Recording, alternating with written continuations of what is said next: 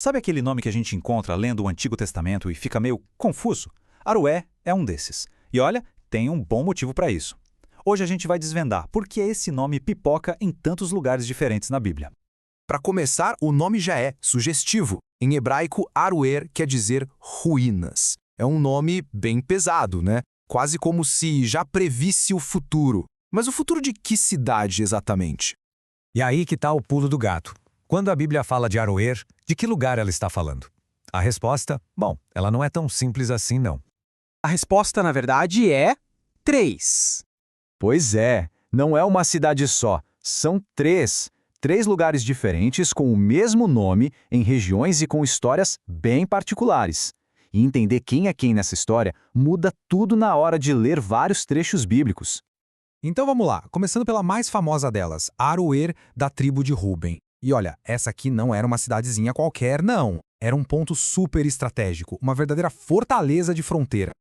A história dela foi, para dizer o mínimo, bem agitada.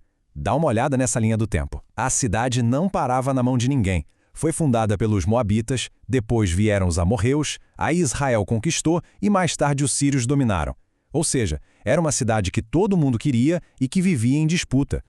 Essa tabela aqui deixa bem claro essa briga toda pelo poder. Pensa bem, a cidade ficava na beira do rio Arnon e pertinho da Estrada do Rei, que era uma rota comercial super importante. Quem controlava Aroer, basicamente controlava a região. O momento-chave na história da cidade foi lá na época dos juízes. Israel tinha perdido Aroer para os amonitas, mas aí o juiz Jefté entrou em cena. Ele liderou uma campanha e conseguiu reconquistar não só Aroer, mas um total de 20 cidades. Foi uma vitória e tanto. Só que a alegria não durou muito. O controle de Israel sobre a cidade não foi para sempre. No reinado de Jeú, eles perderam Aroer de novo, dessa vez para Hazael, o rei da Síria. E o texto bíblico é bem direto, sabe? Ele descreve a perda de todo aquele território, começando desde Aroer, como uma consequência da desobediência do povo. E o mais impressionante é que o destino dessa cidade já tinha sido profetizado. O profeta Isaías disse que Aroer ficaria abandonada. E foi o que aconteceu. Com o tempo, sob o domínio de impérios gigantes como a Babilônia e a Pérsia, a cidade foi aos poucos ficando esquecida.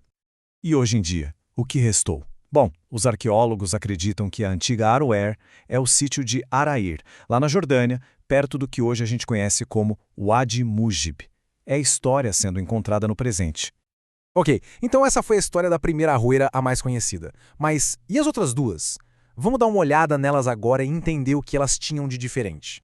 A diferença principal entre elas é basicamente o lugar e a função. Enquanto a Aroer de Ruben era essa fortaleza de fronteira, as outras duas ficavam mais para dentro do território, uma de Gade e a outra de Judá. Olha só essa tabela. Ela resume tudo direitinho. 3 cidades, mesmo nome, mas cada uma numa tribo e região diferente. A de Ruben, lá no rio Arnon, a de Gade, em Gileade, e a de Judá, bem mais para o sul. Vamos falar da segunda Aroer. Essa foi construída pela tribo de Gade. E o objetivo deles, segundo a Bíblia, era bem prático. Ter um lugar seguro para as famílias e também para proteger seus rebanhos. E olha, não foi só essa cidade que eles construíram, não. O pessoal de Gadê estava todo vapor, levantando e fortificando várias cidades para garantir o território deles. Essa lista aqui dá uma ideia do trabalho todo.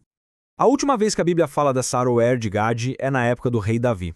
O general dele, Joabe, passou por lá enquanto fazia um censo da população.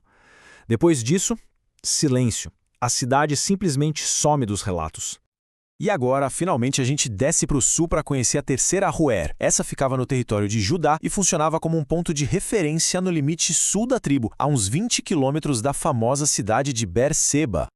E essa Aroer do sul, por sinal, tinha uma ligação bem legal com o rei Davi. Depois de uma vitória importante, ele mandou parte dos saques de guerra como presente para os anciãos da cidade. E não é só isso. 2 dos seus guerreiros mais famosos, os valentes de Davi, eram de lá. Então, resumindo, 3 cidades, um só nome, mas jornadas completamente diferentes. O que o legado delas nos diz? Pensa só, a fortaleza na fronteira, a cidade dos pastores e o marco lá no sul. Cada uma teve sua importância, mas no fim, todas elas acabaram sendo abandonadas, se transformaram em ruínas e, de um jeito quase poético, acabaram fazendo jus ao nome que tinham. Isso nos deixa com uma reflexão, né? A história de Aroer mostra como um único nome pode, na verdade, contar a história da geografia, das guerras, da política e até da fé de um povo. Um nome, 3 cidades. E um lembrete poderoso de que mesmo os grandes impérios e as fortalezas mais imponentes, no fim das contas, podem virar só ruínas.